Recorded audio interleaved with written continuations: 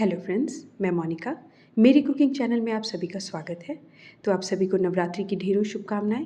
तो आजकल नवरात्रि के दिनों में ज़्यादातर घरों में बिना प्याज लहसुन का ही खाना खाया जाता है। तो जो आज की रेसिपी है वो सूजी का चीला है और उसमें मैंने प्याज और लहसुन का यूज़ नहीं किया है।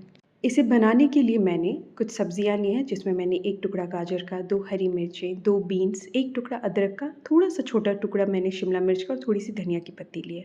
साथ में मैंने ले लिया 1.5 कप सूजी और उसी कप से मेजर करके मैंने 1 कप दही ले लिया। तो अब एक बोल में मैं ये सूजी डाल रही हूँ, साथ में मैं डाल दूँगी ये दही। ज़्यादा खट्टी दही ना लें, फ्रेश वाली दही लें। मैंने डाल दिया यहाँ पे स्वाद के अनुसार नमक। अब इसमें थोड़ा थोड़ा सा पानी डालते हुए हम इसका सेमी थिक सा बैटर तैयार करेंगे।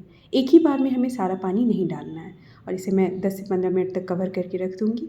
और इस बीच में मैंने ये सारी सब्जियों को अच्छे तरीके से चॉप कर लिया था।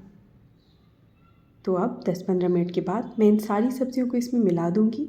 साथ में मैं डाल रही हूँ 1 छोटा चम्मच कुटी हुई लाल मिर्च, 1 छोटा चम्मच धनिया पाउडर, साथ में 1 छोटा चम्मच ज़ीरा पाउडर। और यहाँ पे इसे हम धीरे धीरे से पानी डाल के मिला लेंगे।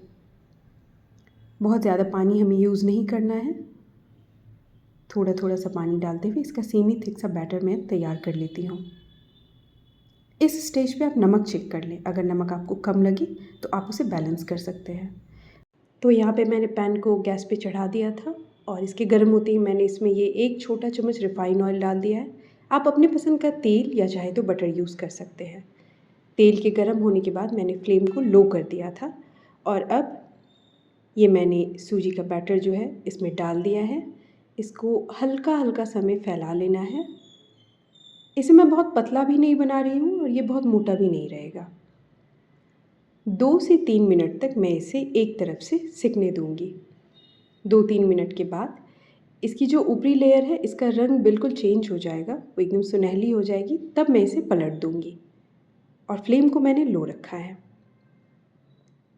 तो 2-3 मिनट के बाद देखिए ये ऊपर से बिल्कुल सुनहला हो गया है। तो अब मैं इसे पलट देती हूँ। इसे पहले हल्के हाथों से साइड से अलग कर लें और फिर से पलट लें ताकि ये चिपके नहीं। तो ये देखिए एक तरफ से ये एकदम अच्छे तरीके से सिक चुकी है। दूसरी तरफ से भी मैं इसे ऐसे ही सेक लूँगी।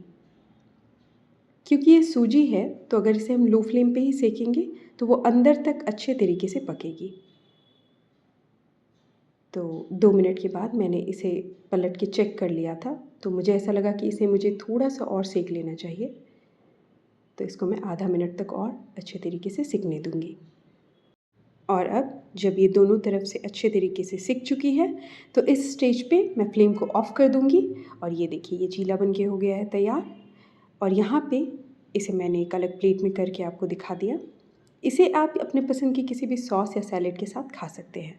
आप अपने घर में इस रेसिपी को ज़रूर ट्राई करें और अगर ये रेसिपी आपको अच्छी लगे तो मेरा चैनल ज़रूर सब्सक्राइब करें, लाइक करें, शेयर करें, कमेंट करें। Thank you.